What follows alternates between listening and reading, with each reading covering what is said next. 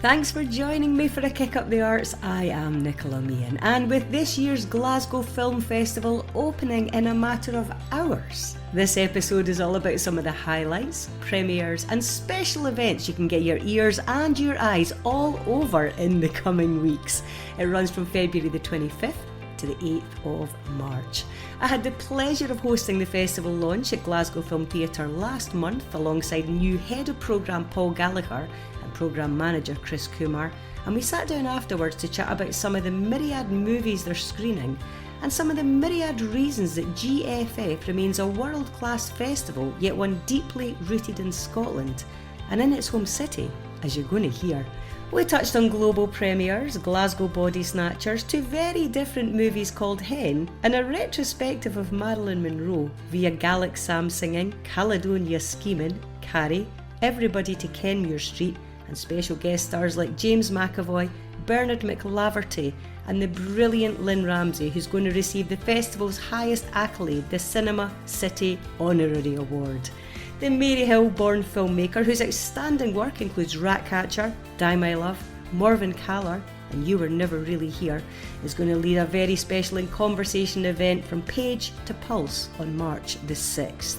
You can also delve into Moulin Rouge, a feminist film club, and the Scottish premiere of Broken English, which is Ian Forsyth and Jane Pollard's richly layered portrait of pop cultural icon Marianne Faithfull.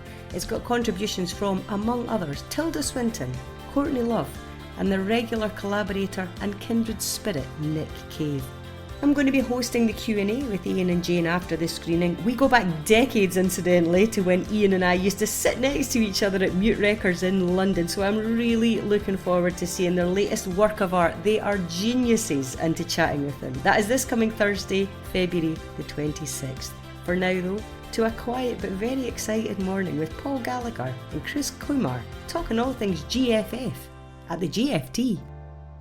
It was really lovely to join you both for the launch. Again, thank you for having me. But at that point, obviously, Paul, this is your first as head of programme, even though, of course, you've been a part of the cinema and the festival for a long time. How are you feeling now that the programme's been out there for a few weeks? It has been hugely welcomed, lots of sellouts already. The dust has settled a little bit, right?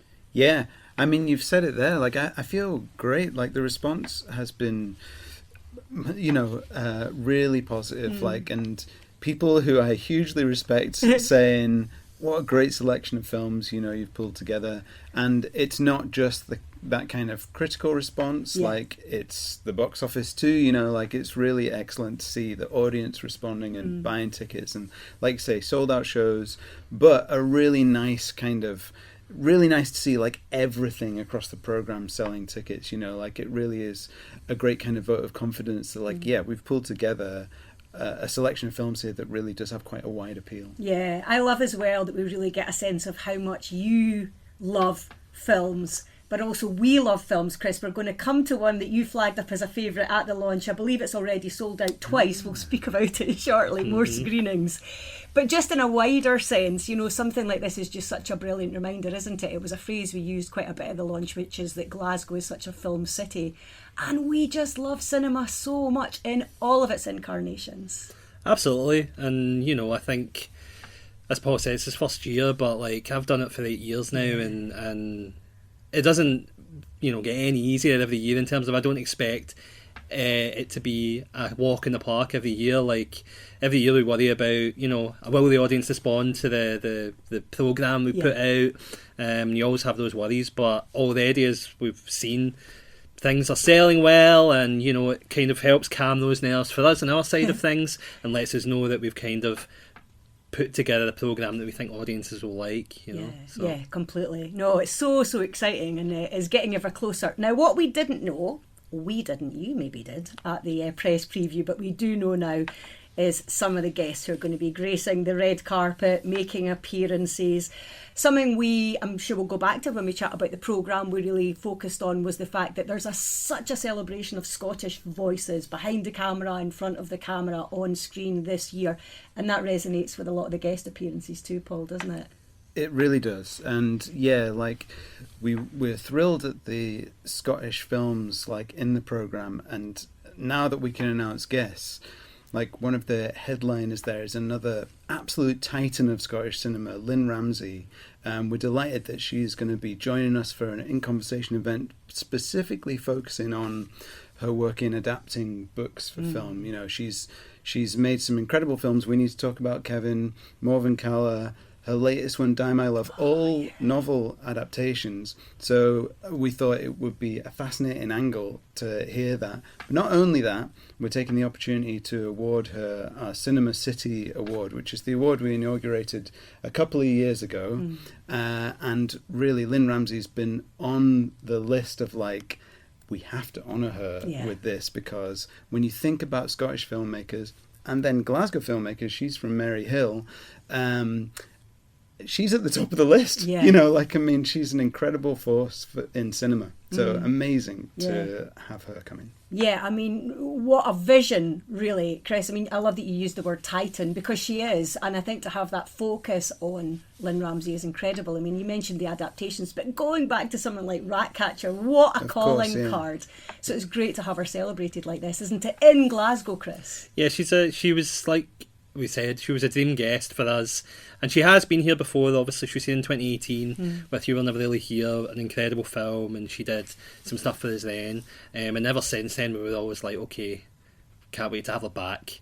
And it's taken a few years. Obviously, she's been busy and she's been, you know, working away in the background.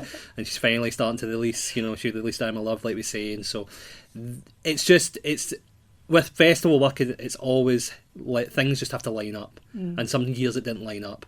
And this year it has lined up. So we're really excited to welcome her back. And I think, you know, the audiences will really respond to those events and stuff, because she is, you know, a hometown, you know, hero essentially, especially in filmmaking, you know. Yeah, completely. So many voices and so many Scottish guests. Let's touch on some of the others. Now, James McAvoy. James McAvoy, I mean, this is wonderful, isn't it, again? Yes, he's going to be here. He wouldn't miss it for the world. This is the UK premiere of his directorial debut, and, you know, this is the kind of thing, he is an in-demand star. He's a busy man. So, like, figuring it all out so that he could be here was a priority. So, really excited that he's going to be here. And not just him. Samuel Bottomley and Seamus McLean-Ross, the two guys who play Syllable in Brains, they're going to be here on the red carpet.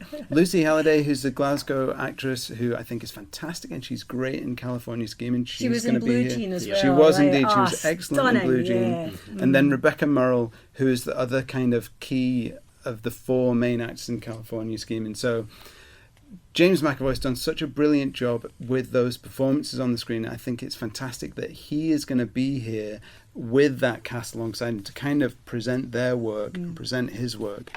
And I mean, you know, talk about hometown heroes, like that moment on that closing night with him here on the red carpet presenting that film. I can't think of like a more exciting way to kind of sum up everything that Glasgow Film Festival is about than what we can look forward to in that moment with him here. So what a thrill. Absolutely. Going out on a high, kicking off with a high as well, and another Glasgow film, Chris, another Glasgow guest. I mean, it's brilliant, isn't it, that just every aspect of this festival comes back to the heart of the city and to this cinema in many ways.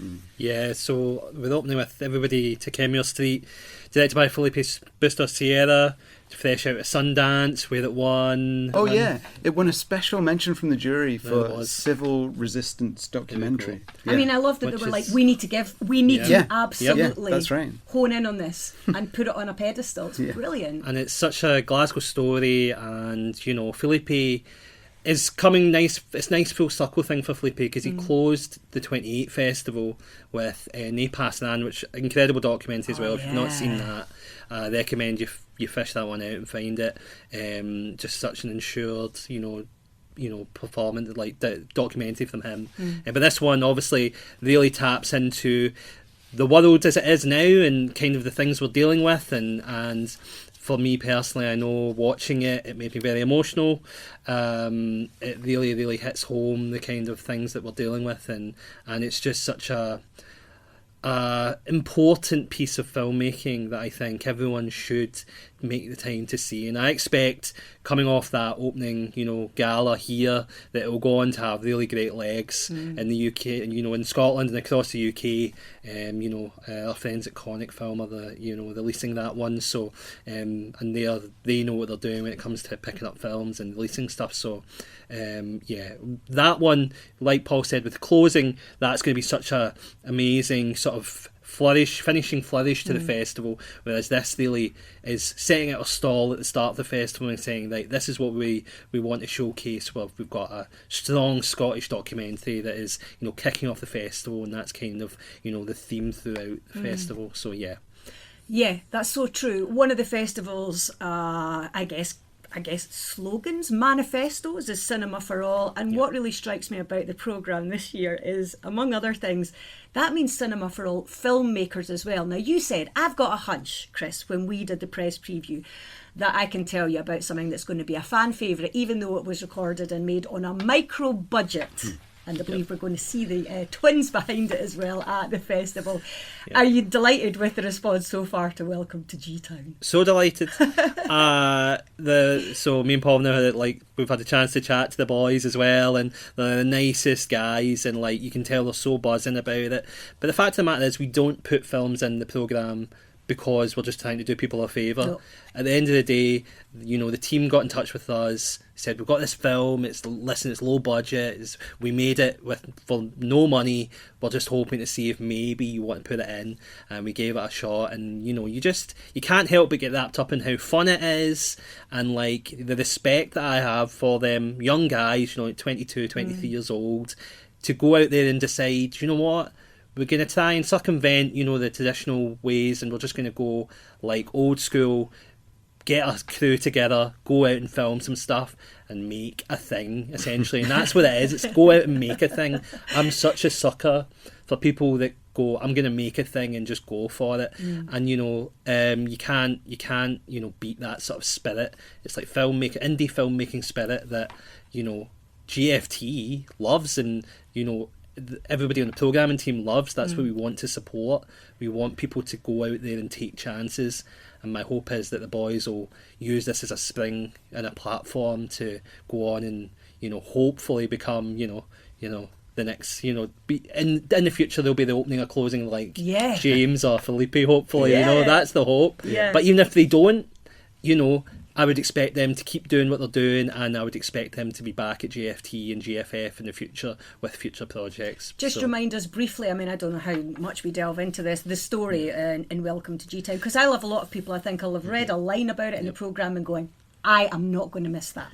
That's a story that needs to be told. So sci-fi set in Glasgow about aliens that have came to Glasgow, and it's invasion of the body-snatchers. They take over regular Glaswegian bodies, and their plan is to take over Glasgow and beyond, and it's up to 3 unemployed mates who essentially uncover this and go, right, well, we need to put a stop to this. And that it's fun, silly, and just one of those ones that perfect for a late night screening. And I think the boys have got some stuff up their sleeve as well. I'm sure those screenings are going to be quite fun. One of the things that I enjoyed most in the film is there's also the introduction of this kind of older guy character who's sort of like a paranoid. He's on the streets of Glasgow telling people to watch out for aliens, and then it turns out that actually he knows a thing or two about what's really going on, and it's a funny little twist. The other thing I wanted to mention about Ben and Nathan is that they're just genuine film fans. And so the week after the program launch, I was back in here in GFT for our Coen Brothers of the Month screening. We were screening No Country for Old Men. Who do I bump into but Ben and Nathan going, we couldn't miss this. We're here to see this. And it's just like Chris was saying, that kind of spirit, enthusiasm, love for film is they're doing what you should do. They're watching all the time and then feeding that back into what they're doing. And, we obviously really want to support that passion. That's really lovely. Speaking of bumping into people, I know I mentioned this, we recorded a podcast for last year's programme. Here we are back again so soon. I mentioned that Ian Forsyth and Jane Pollard are old friends of mine. I worked with Ian. He used to sit at the desk next to me at Mute Records about 1 million years ago. And Jane at that point was kind of programming bands. So we used to hang about together 25 years ago. And I just have absolutely delighted in so much of their work. Obviously with Nick Cave, I was lucky enough to do the Q&A with them last year when the extraordinary Miss Flower came to the festival. And now we have something which I have been reading a great deal about online. This is sounding brilliant. Tell us a bit more. And Tilda Swinton's part of this screen. That's right. Their new film, Broken English. It's a really brilliant and kind of unique approach to a sort of documentary. It's about Marianne Faithfull. It's about her career and her music. And her life and sort of the challenges that she faced in the industry as a young woman, objectified and kind of basically kind of written off or boxed in as a certain kind of thing. But what's really interesting about the film, Ian and Jane's approach, as with all their films, but I think more so, this is like one of the most extreme versions of them going, let's do something a bit different. Wow. So they sort of create this fictional future world. The Department of Memories, something like that. I'm maybe not getting exactly right. Okay. And Tilda Swinton is the sort of overseer of this department. And then George Mackay, another friend of GFF. We cannot get enough. You'll see him in a couple of films this year, but he is this interviewer, this sort of futuristic setup is how they then bring Marianne Faithfull. So real Marianne Faithfull, this was like one of the final things that she did in her life. She's there being interviewed by George Mackay, and he's playing this character, but then he's also himself because he's just genuinely interested in her life.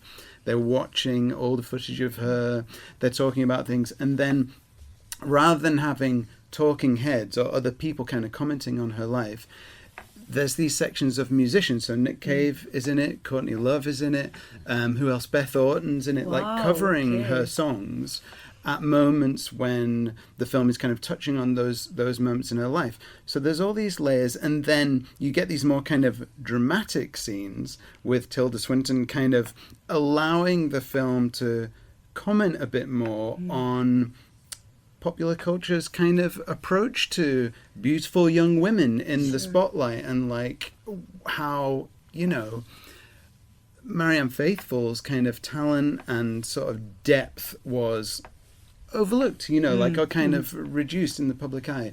There's so much to that film, and I think it's going to be brilliant to have Ian and Jane here to kind of talk about, where did that come from in terms of like, how did they ultimately decide to take this very unusual approach that is ultimately very rewarding, but I can imagine for a producer or anyone would be a bit like, you want to do what now? I think also what's utterly fascinating is their work is so collaborative, but it's also the fact that they, are seen as this unit, if you like, but of course their own imaginations, they become this kind of shared vision. But that's fascinating as well, let alone taking an idea like that out into the world. But I do think there's such a sense of trust with them now in this wonderful way. It just seems to work. There's something absolutely magical almost about trusting the art.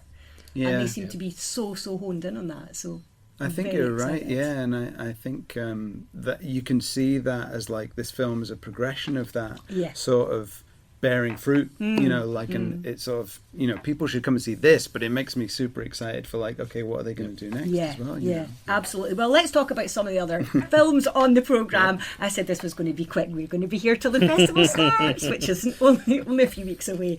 And maybe we should just look in, are there any other particular kind of Scottish made or Gaelic language films you want to focus on? Because both of those things are here. Of course they are. So we welcome back Jack Archer, who previously was at the festival with Bill Douglas, My Best Friend, a great documentary. And this one is his new one, which is a Gaelic language documentary.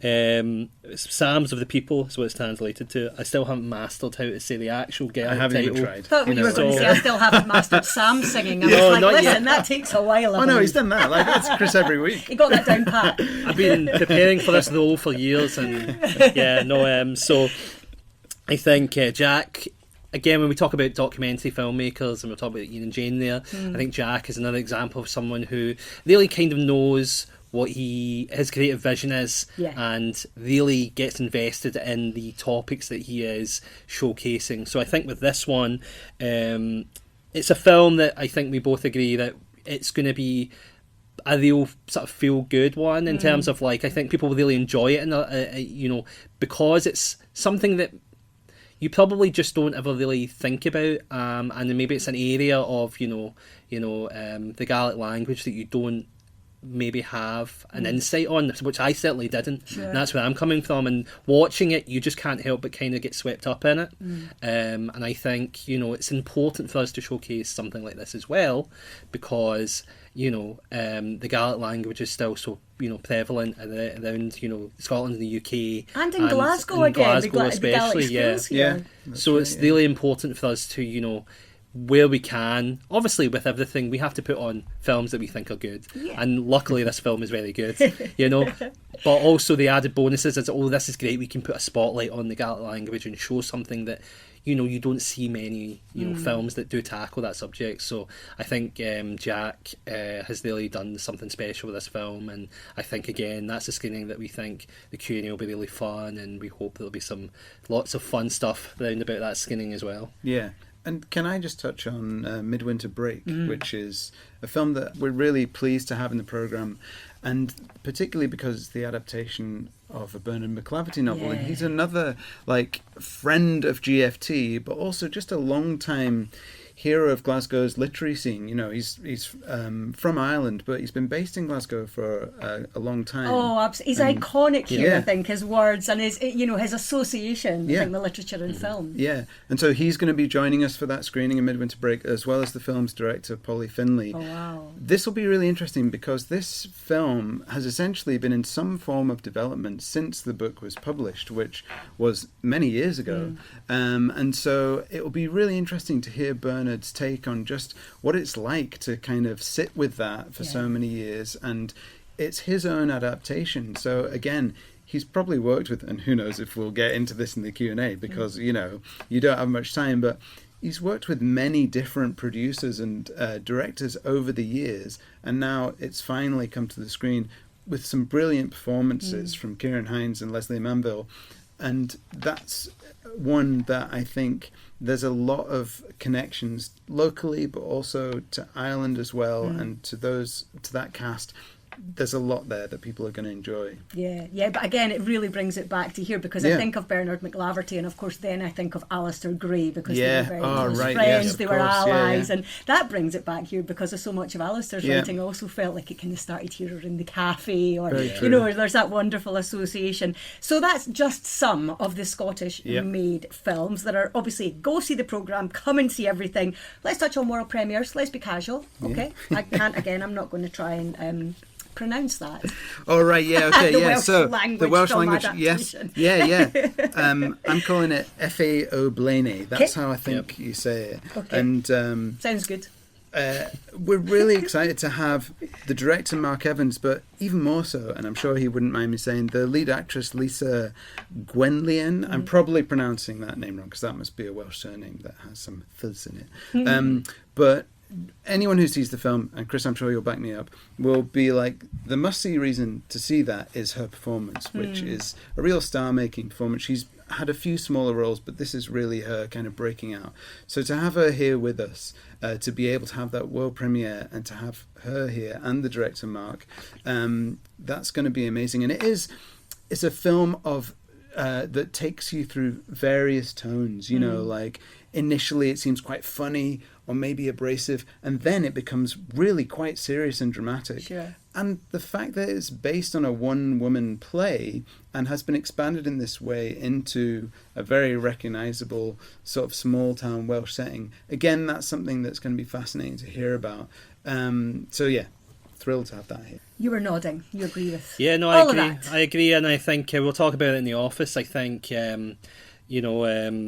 Lisa's performance is so good in it, and I think it could be one of those ones where in a few years' time she is like a big star. Like you look at, there's plenty of examples from GFF's past where you look and you go, we showed a film by someone and now look where they are. So I'm really hoping that does happen for her because, as Paul says, the film is so takes you on a journey, and for myself personally, I watched it because Paul said, "Oh, this film's great," so I watched it after he'd watched it, and I was like, "Yeah, it's great, but why didn't you warn me?" Because it takes you on such a journey, and the film will rip you apart but build you back together, and that's probably the best way I can describe it. And the fact that it's in the Welsh language as well, again, just talking about showcasing. We show loads of foreign language films over the festival, but it's great to have stuff that's a little bit closer to home as well to showcase. So, yeah, that one's going to be a great one, and I think she will be on the rise. And obviously, as well, the director, I think, does a really great job of the film, and I hope I just wish there'll be lots of success for that film as it comes out of the GFF screenings, Sure. Just while we're touching on foreign language films and taking us to other countries, let's talk about the country spotlight a little bit. You're taking us to Sweden this year. Yeah. And thank you for that. Oh, yeah. Yeah, our pleasure. What drew you to Sweden this time? I mean, of course, there's only so many countries. That's true. And we're working our way through them all pretty quick. But that's not the reason. Obviously, with the Country Focus Take a Chance on Me, which was very well thought up by Paul and a couple of team members. I can't take credit for that one. ABBA titles for a while, and that was the one. There was a lot of puns, which didn't work. Take a Chance on Me worked. I think, as always with the Country Focus, when we start programming, it is a little bit of a case of, well, let's see what's out there, and then we are guided by the titles that we're in.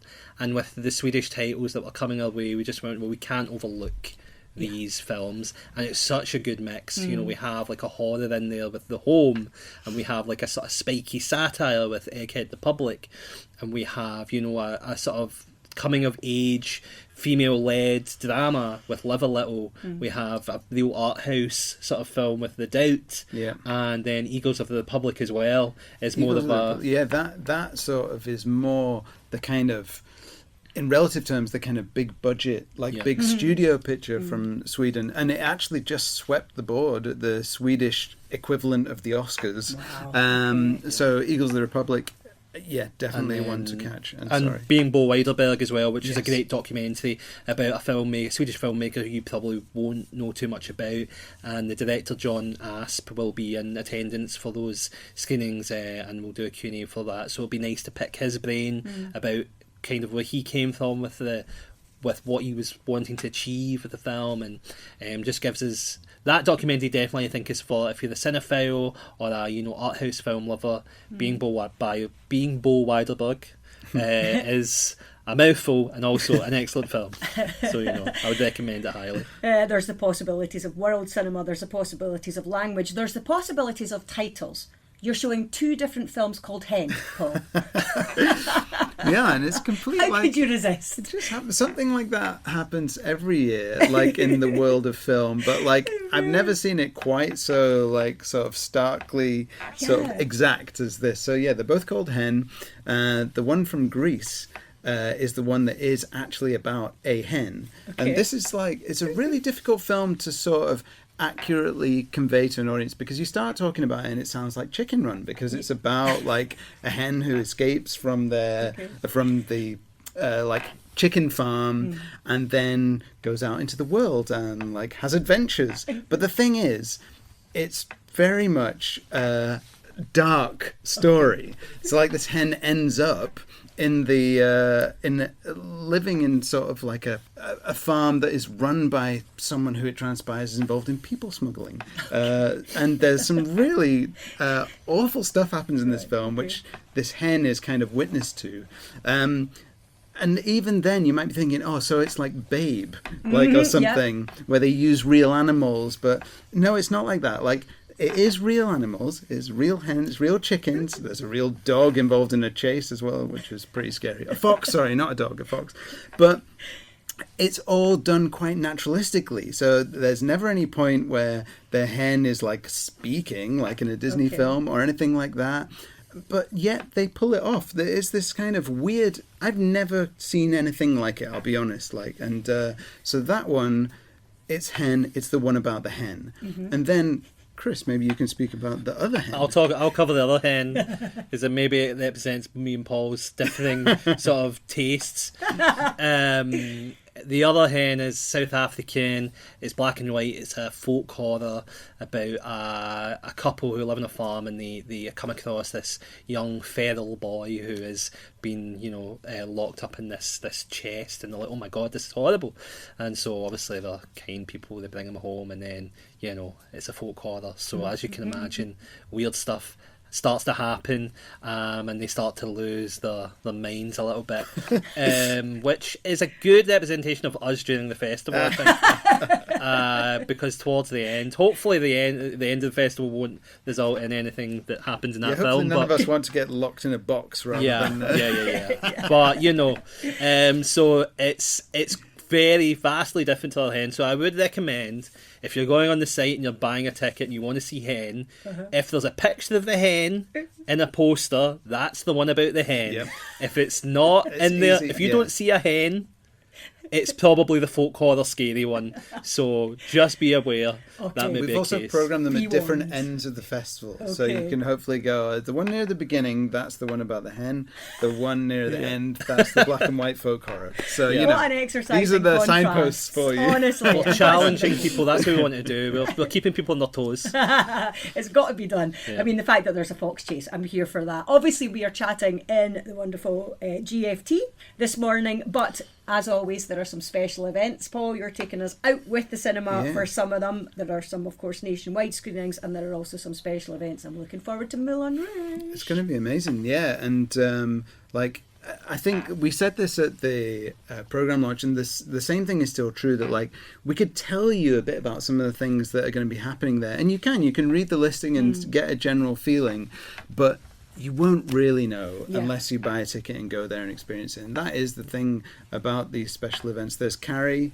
Carrie's actually sold out the main evening one, but we have a second and earlier show around 5 p.m. at the Pyramid, which still has tickets available. So that, and I was just talking to someone the other day, and they were like, I went in the Pyramid a few weeks ago before I knew about the Glasgow Film Festival programme, and I thought to myself, this would be the perfect place to have a screening of Carrie. No, really? Yes. And I don't think they were just kind of, making it up. Okay. So we've made that person's dream or nightmare come true. And with Moulin Rouge, a film like that, which lends itself so much to dressing up, to kind of music, to performance, it's a real gift of one to have for a special event. But like I said, we've got obviously a reputation with the audience for delivering these great special events, and everything about that is it's about the experience. When you come to GFT, it's about getting the absolute best presentation of the picture, of the sound, of having that in-cinema experience with all those people in silence.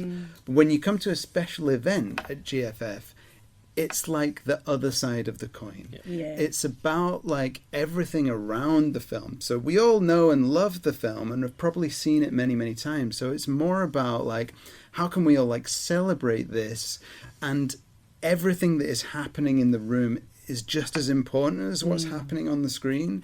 And I guess, and I understand there's some people who are that's absolutely the best thing that could possibly happen. Get me there right now. And there's some people who are I bought my ticket because I want to watch this film. Thank you very much. So I'll go to GFT. Yeah. And that's the thing about the festival. Don't rustle your popcorn. Exactly. Yeah. These audiences are all welcome here because, and that's a big part of what those special events are about. We don't get to do that kind of thing through the year at GFT.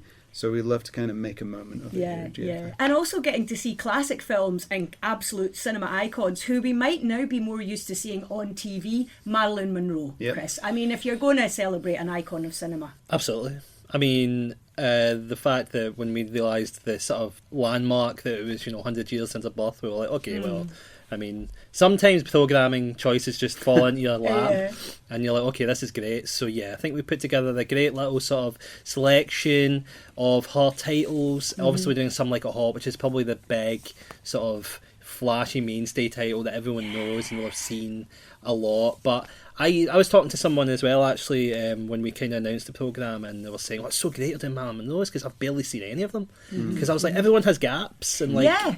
You have, even it doesn't matter what it is, like or who it is, you just have certain gaps that you won't have seen those films. So the chance to see them on the big screen as well, I think GFT and GFF, we love being able to, you know, put stuff on the big screen that people come and say to us afterwards, oh, I never had the chance to see it on the big screen, I finally got a chance to see it.